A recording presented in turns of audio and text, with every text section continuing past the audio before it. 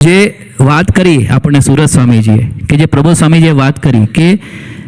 દરેકને ફૂલ ફ્રીડમ આપ્યું છે કે એ વસ્તુનું મને બી દર્શન થયું એમ કે કોઈ બી આયોજન હોય,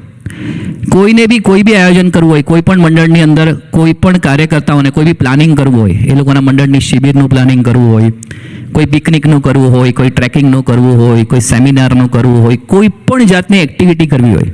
મને યાદ નથી આટલા વર્ષોમાં 20 વર્ષથી હું સાથે છું, કોઈ દિવસ ભક્તિ સ્વામીએ ના પાડી હોય કે આપણે આ નથી કરવું. કોઈ પણ આયોજન હોય, કાર્યકર્તાઓ લીડરો એમ કે ભક્તિ સ્વામી અમારા મંડળમાં અમે આ રીતનું પ્લાનિંગ કરવા માંગીએ છીએ. ભક્તિ સ્વામી કે સરસ કરો, કંઈ બી સેવાની જરૂર હોય, કંઈ હેલ્પની જરૂર હોય તો કહેજો. હંમેશા એમને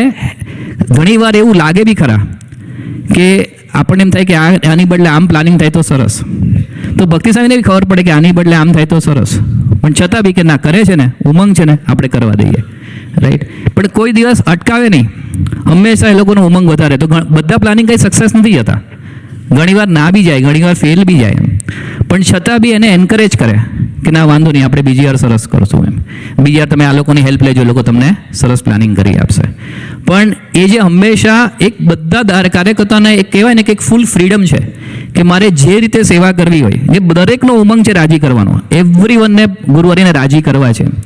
અને પણ એ પ્લેટફોર્મ જરૂરી છે. પ્લેટફોર્મ ના મળે, આજે મારે કંઈક કરવું છે, હું કોઈ યુવક છું કે હું કાર્યકર્તા છું, મને વિચાર કે હું પ્રબોધને રાજી કરવા માટે શું કરી શકું, કોઈ સારું પ્રેઝન્ટેશન બનાવી શકું, કોઈ 2 જણને એપ્રોચ કરું, કોઈ સારી એવી વિડીયો બનાવું, આ કરું તે કરું, તો ઘણા બધા પ્લાનિંગ બધાને આવતા હોય. પણ જો એમાં મારે 10 એપ્રુવલ લેવા પડતા હોય તો